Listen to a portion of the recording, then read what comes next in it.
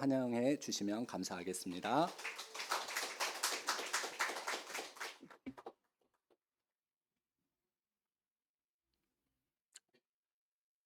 이토록 아름다운 교회에 또 이렇게 초대해 주셔서 이렇게 함께 하나님 말씀을 나누게 되어서 너무나 기쁘고 감사합니다.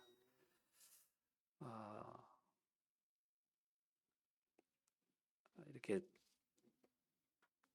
전에도 한번 저희 교회를 도움을 주셔서 너무 감사한데 또 우리 이렇게 한번 더 도움을 주시겠다고 우리 박 장로님께서 전화를 주셔서 얼마나 또 감사한지 모르겠습니다.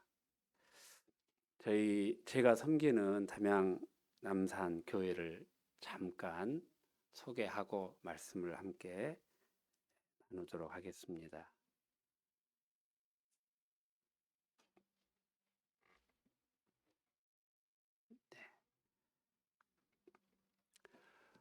저희 교회는 우리 빈누리 교회와 같이 대한예수교 장로회 통합 측 소속이고요. 노회는 광주 동노회입니다.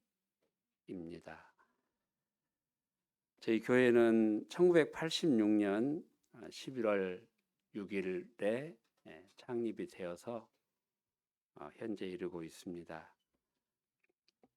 교회가 위치한 곳은 여러분 중에 담양을 혹 와 보신 분이 계실지 모르겠는데요. 담양하면 대나무가 옛날에는 유명했고요. 지금은 메타세콰이어 길, 중록원 이런 관광지가 있습니다. 그 담양읍에서 한 7km 정도 떨어진 수북면에 소재하고 있습니다.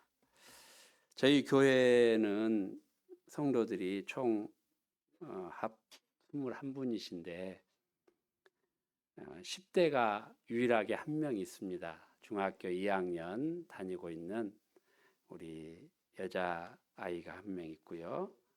그다음에 20대가 3명, 30대가 4명, 40대가 한 분도 없어요. 어떻게 보면 중간 역할인데 40대가 한 분도 안 계시고 50대가 저희 부부를 포함해서 4명입니다. 60대가 2명이시고 70대가 2분, 그리고 80대가 5분 이렇게 함께 신앙생활을 하고 있습니다. 저희 동네는 단일 부락입니다. 교회가 한 마을에 위치하고 있고 저희 동네 전체 주민 세대수가 49세대이고 주민 수는 68명 정도가 이렇게 주로 농업, 논농사나 밭농사, 또 몇 분은 하우스 농사 이렇게 하면서 살고 있습니다. 저희 교회 항공샷입니다. 교회가 있고 저 이제 교회 오른쪽으로는 마을이 없습니다. 네. 교회가 마을 입구에 이렇게 있고요. 이제 왼쪽으로 이렇게 마을이 형성되어 있고 저쪽 뒤에 보이는 게 대나무 밭인데 대나무 밭 너머에 가면은 집이 2집, 거기까지가 저희 마을인데 2집이 있고 이제 왼쪽에 좀 안 나왔는데 왼쪽에 좀 더 이렇게 집들이 있습니다. 이런 마을이고요. 다음 보면 이제 저희 교회 예배 드리는 모습입니다. 다음 보면은 저희 교회는 오늘 제가 여기 오기 위해서 지난 주일에 좀 한 주 앞당겨서 추수감사 예배를 드렸습니다. 왼쪽 사진은 작년 추수감사고 오른쪽이 금년 추수감사 모습입니다. 우리 교회 식구들 전체 전체는 아니고 몇 분이 빠졌습니다. 결석을 하셔가지고. 네, 성도들 사진이고요. 또 저희 교회는 매년 서울 온누리교회 중고 청년부 이렇게 학생들이 여름 수련회를 저희 교회뿐만 아니고 저희 담양 지역에 5교회로 이렇게 나누어서 와서 이렇게 수련을 합니다. 하면서 지역사회 동네 뭐 일손 돕기도 해주고, 그 다음에 담장에 벽화 같은 것도 그려주고, 또 이제 그 작은 교회들은 자체적으로 성경 학교를 할 수가 없으니까 이렇게 작은 교회들 아이들이 있는 그 교회 아이들을 이제 이렇게 불러서 함께 성경 학교도 열어주고, 이렇게 매년 그런 행사를 하고 있습니다.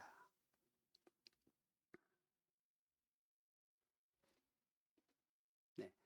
그리고 이제 또 저희 교회가 매년 11월 둘째 주 정도에 광주 우리 노예 소속에 있는 광주 비아교회에서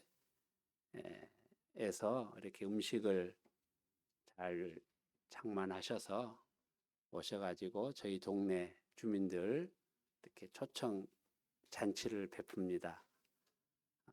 미용 봉사도 해주시고 이렇게 음식도 대접하면서 주민들에게 복음을 전하고, 또 이런 계기로 또 교회를 나오시는 분도 계시고 또 그렇습니다.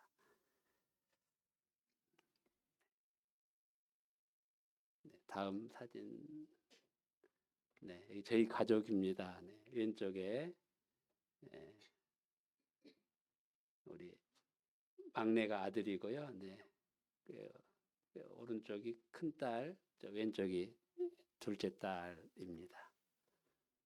그리고 옆에 오른쪽 또 사진 보면은 이제 또 함께 가족이 되었고 또 될 아이들입니다. 우리 둘째 딸이 먼저 결혼을 했고요. 이제 우리 큰 딸은 내년쯤에 결혼할 예정으로 있고, 이제 아들은 아직 계획은 없는데 이렇게 여자친구가 있습니다. 네.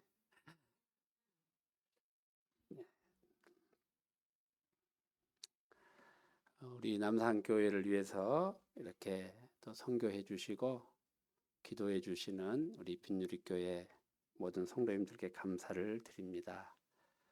작은 농촌마을 교회이지만 하나님이 기뻐하시는 교회가 되도록, 또 한 영혼의 구원을 위해서 기도하고 복음을 전하는 교회가 되도록, 성령 충만으로 부흥하고 칭찬받는 교회가 되도록 또 기도해 주시면 감사하겠습니다. 이제 함께 하나님 말씀을 잠깐 나누도록 하겠습니다. 구약과 신약의 여러 말씀들 속에서 알 수 있듯이 성경은 우리에게 하나님께 드리는 감사와 찬양을 강조하고 있습니다.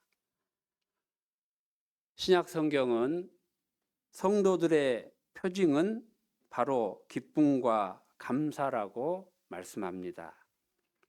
유대인들은 음력 6월에 모든 추수를 마칩니다.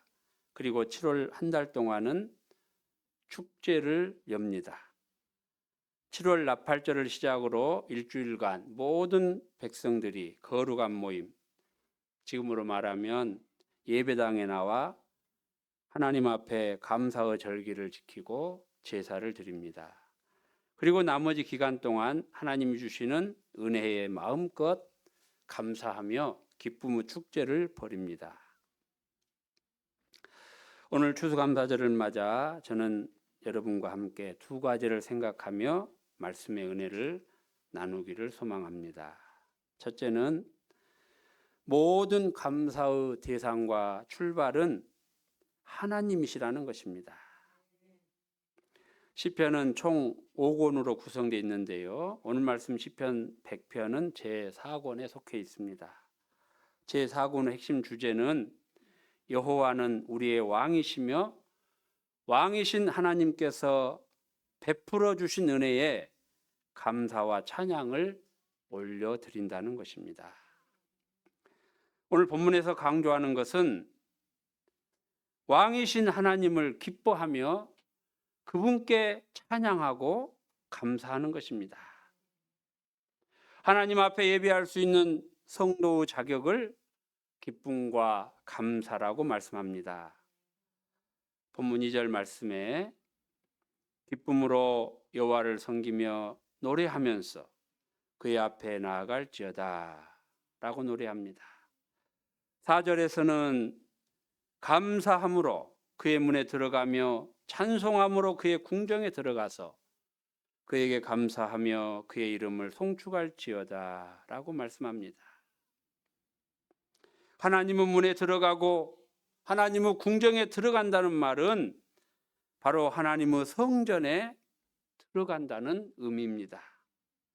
하나님의 성전에 들어가 예배할 수 있는 자격을 기쁨과 감사함 그리고 찬송함으로 하나님 앞에 나아갈 수 있다고 말씀합니다. 오늘 우리가 하나님 앞에 예배할 수 있는 자격도 마찬가지입니다. 우리가 몸만 예배당에 오는 것은 의미가 없습니다. 내 속에 하나님으로 인한 기쁨과 감사가 충만하고 나의 왕이신 하나님을 마음껏 찬양하며 나의 주인이신 하나님만을 예배 드려야만 우리가 하나님께 온전한 예배를 드릴 수가 있는 것입니다.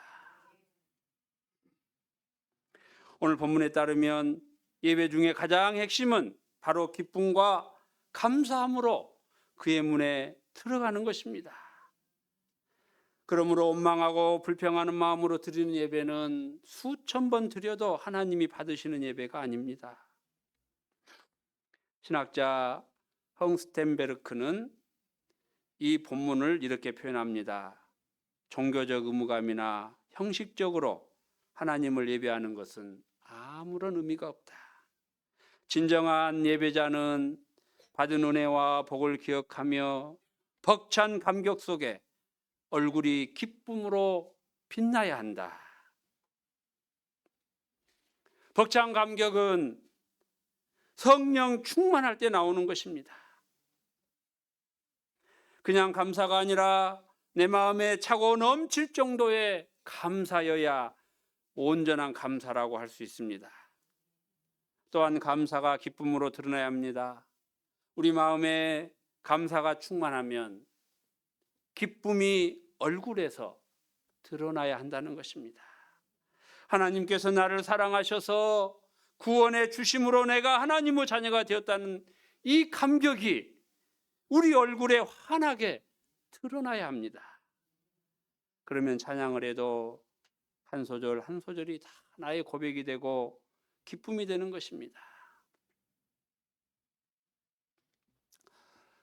사랑하는 성도 여러분, 우리가 하나님을 왜 나의 왕이라고 고백합니까? 3절은 하나님의 특징을 이렇게 설명합니다. 여호와가 우리 하나님이신 줄 너희는 알지어다. 그는 우리를 지으시니요 우리는 그의 것이니 그의 백성이요 그의 기르시는 양이로다. 여호와가 우리 하나님이시라고 말씀합니다. 전능하신 하나님, 창조주 하나님, 나의 주인이신 하나님이시라는 것입니다. 나를 지으신 분, 나를 소유한 분, 나의 주인이 바로 전능하신 창조주 하나님이시라는 것입니다. 그 다음 말씀에는 우리는 그의 것이니 그의 백성이요 그의 기르시는 양이라고 고백합니다. 주님이 우리의 목자라는 뜻입니다. 양이 알지 못하는 순간에도 목자가 양을 돌보듯이 우리가 전혀 느끼지 못하는 순간에도 목자 되신 하나님의 은혜로 살아가는 존재가 바로 우리들이라는 것입니다. 하나님께서 우리를 먹이시고 입히시고 인도하셨기 때문에 우리가 지금 여기에 있을 수 있는 것입니다. 우리 하나님은 천지 만물을 지으시고 영원 전부터 영원까지 계시며 지금 이 순간에도 우주 만물을 다스리시고 우리의 목자가 되십니다. 우리가 여기까지 온 것은 하나님의 인도하심이며 모든 것이 하나님으로부터 온 것임을 기억해야 합니다. 그러므로 우리는 모든 것에 감사하며 매 순간 하나님께 감사를 올려드려야 할 줄로 믿습니다. 시편 119편 28절은 주는 나의 하나님이시라 내가 주께 감사하리이다. 주는 나의 하나님이시라 내가 주를 높이리이다 라고 고백합니다. 다음 그림을 한번 띄워주시겠어요? 이 그림은 소설 뿌리의 작가 알렉스 헤일리의 사무실 벽에 걸려있는 그림이라고 합니다. 거북이가 담장 꼭대기에 올라가 있죠. 그는 사무실에 들어오거나 나갈 때마다 이 그림을 보면서 이렇게 말한다고 합니다. 내 힘으로 된 것이 아니야. 내 힘으로 된 것이 아니야. 이 말의 의미는 거북이가 스스로 담장 꼭대기에 올라갈 수 없듯이 거북이가 담장 꼭대기에 있다는 것은 누군가가 이 거북이를 담장 위에 올려 놓았다는 것이죠. 자신이 사람들에게 칭송을 받을 때마다 교만해지지 않도록 내가 내 능력으로 올라온 것이 아니다. 하나님께서 하신 것이다. 이 의미를 항상 이 그림을 보면서 되새겼다는 것입니다. 성도 여러분, 우리가 살아있는 것은 우리 자신의 힘으로 된 것이 아닙니다. 지금 위치에 내가 있는 것 또한 내 힘으로 된 것이 아닙니다. 일용할 양식을 먹으며 살아가는 것 역시 내 힘으로 되는 것이 아닙니다. 오늘 추수감사주일을 맞아 우리 이렇게 한번 고백했으면 좋겠습니다. 나의 나 된 것은 내 힘으로 된 것이 아닙니다. 하나님께서 하신 것입니다. 두 번째로 함께 나눌 말씀은 하나님께 대한 믿음의 수준에 따라 감사의 차원도 달라진다는 것입니다. 감사는 결국 믿음의 수준과 같다고 할 수 있습니다. 감사의 수준은 4단계로 설명할 수 있습니다. 첫 번째 단계는 하나님 은혜를 깨닫는 단계 감사입니다. 자녀가 어릴 때는 부모님 은혜에 대해 아무리 설명해도 모릅니다. 그러나 시간이 흘러 철이 들면 부모님의 은혜를 깨닫고 감사하게 됩니다. 시편 116편 12절에 내게 주신 모든 은혜를 내가 여호와께 무엇으로 보답할까? 다윗의 고백입니다. 다윗이 자신의 지난 세월을 생각해 보니 모두 감사할 것뿐이어서 내가 어떻게 하면 내가 하나님의 은혜에 보답할 수 있을까 생각하는 것입니다.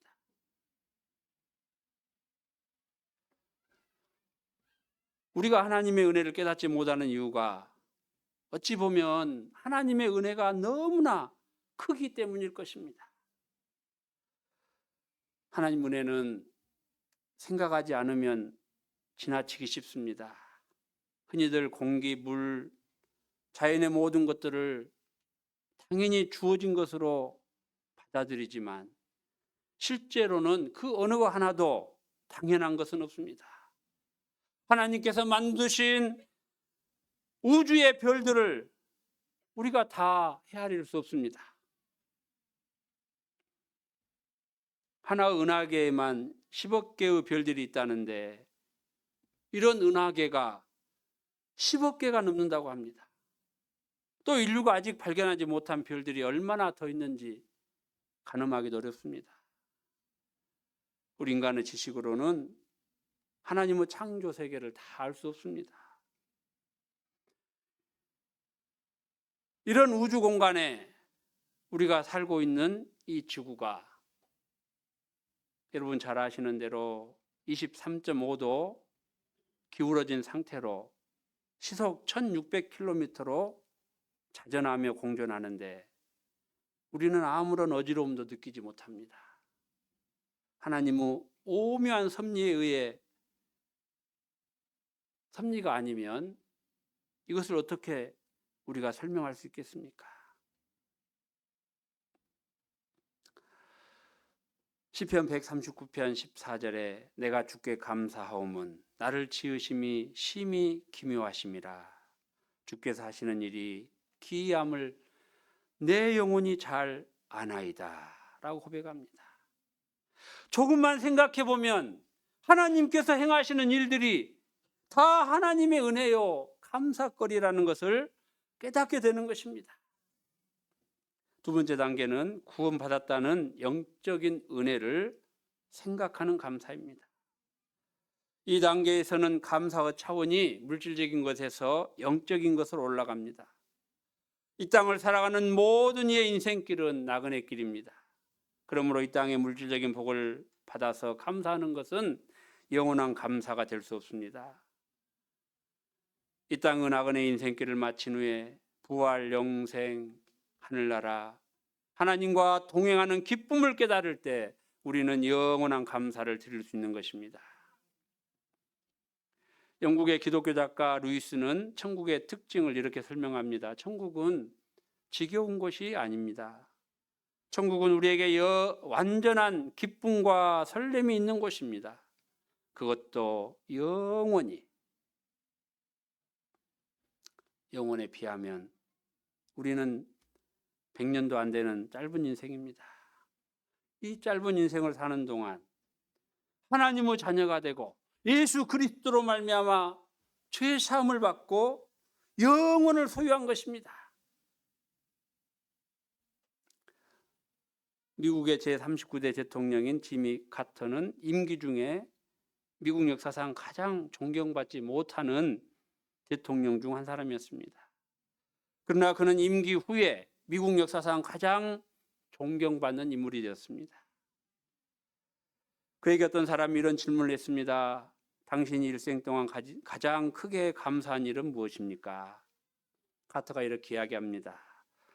나는 일생 동안 모든 것을 다 감사하며 살아왔지만 특별히 세 가지 일에 크게 감사합니다. 첫째, 내가 예수 그리스도를 믿고 죄 사함 받아 영생을 얻었다는 것입니다. 둘째, 내가 집사의 직분과 교사의 직분을 받아 교회를 섬길 수 있었다는 것입니다. 셋째, 저에게 목수의 은사를 주셔서 어려운 사람에게 집을 지어줄 수 있었다는 것입니다. 세 번째 단계의 감사는 범사의 감사, 즉 모든 환경에서의 감사입니다. 데살로니가전서 5장 18절은 범사에 감사하라. 이것이 그리스도 예수 안에서 너희를 향하신 하나님의 뜻이니라 라고 말씀합니다. 에베소서 5장 20절은 범사에 우리 주 예수 그리스도의 이름으로 항상 아버지 하나님께 감사하라라고 말씀합니다. 우리 성도의 중요한 덕목 중 하나는 수용성입니다. 나쁜 거, 힘든 거, 속상한 것까지 포함해 하나님께서 나에게 주신 모든 것들을 받아들이는 태도입니다. 전혀 감사거리가 아닌 것처럼 보이는 데서 하나님의 숨겨놓으신 감사거리를 찾아내는 것입니다. 마지막 네 번째 단계의 감사는 문제와 역경 속에서도 감사하는 것입니다. 우리 성도들은 이 마지막 단계의 감사까지 도달해야 합니다. 여러분, 세상에 문제 없는 사람은 한 사람도 없을 것입니다. 누구나가 이 땅에서 크고 작을 뿐 자신만의 문제를 다 안고 살아갑니다. 그러나 하나님은 로마서 8장 28절에서 말씀하십니다. 우리가 알거니와 하나님을 사랑하는 자 곧 그 뜻대로 부르심을 입은 자들에게는 모든 것이 합력하여 선을 이루느니라. 사랑하는 성도 여러분, 우리는 고린도후서 6장 10절과 같은 사람이 되었으면 좋겠습니다. 근심하는 자 같으나 항상 기뻐하고 가난한 자 같으나 많은 사람을 부유하게 하고, 아무것도 없는 자 같으나 모든 것을 가진 자가 되어야 합니다. 근심이 있어도 기뻐하고 고난에도 감사하는 것은 하나님을 전적으로 신뢰하는 사람만이 가능한 믿음의 표현입니다. 하나님, 괜찮습니다. 하나님, 그래도 감사합니다. 이것이 오늘 우리의 위대한 신앙 고백이 되었으면 좋겠습니다. 영국의 수필가 아이작 월트는 하나님의 주소는 두 곳에 있다. 한 곳은 하늘나라에, 또 한 곳은 감사하는 성도의 마음에 있다 했습니다. 하나님께서는 오늘 감사하는 자와 함께 하신다는 뜻일 것입니다. 이 시간 하나님께 감사하는 마음을 하나로 안고 하나님께 나와 추수감사 예배를 드리는 우리 성도 여러분들에게 하나님의 변함없는 은혜와 그 인자하심이 영원까지 함께 하시기를 축복합니다.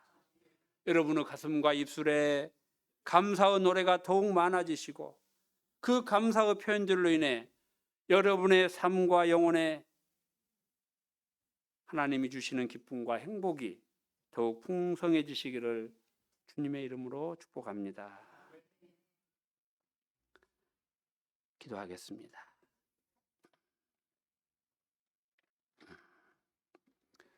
눈물을 흘리며 씨를 뿌리는 자는 기쁨으로 단을 거둔다고 말씀하신 하나님, 농부가 씨를 뿌리고 추수 열매를 거두는 기쁨과 같이 저희들도 지나온 시간 동안 각자의 자리에서 선한 열매를 맺게 하시고 험한 광야와 같은 세상 속에서 때를 따라 먹이시고 입히시는 하나님의 은혜로 오늘 감사와 감격함으로 추수감사절을 지키게 하시니 감사합니다.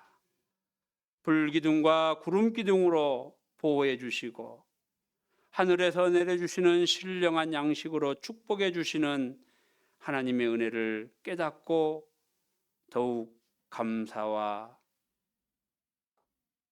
기쁨으로 하나님께 큰 영광을 올려드리는 성도의 삶을 잘 살아가게 하시옵소서. 예수님의 이름으로 기도드립니다. 아멘.